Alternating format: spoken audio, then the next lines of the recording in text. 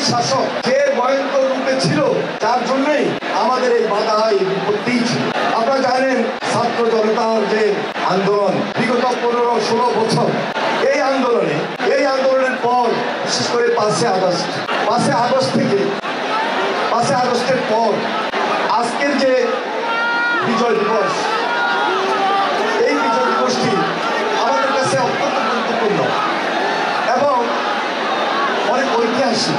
মহান স্বাধীনতার ঘোষক শহীদ রাষ্ট্রপতি জিয়াউর রহমান বিজয়ের প্রাক্কালে 9টি মাস সরাসরি রণাঙ্গনে যে নেতৃত্ব দিয়েছেন, মুক্তিযুদ্ধ করেছেন, তার স্বাধীনতার ঘোষণার মধ্য দিয়ে বাংলাদেশের আজকের এই বিজয় অর্জিত হয়েছে।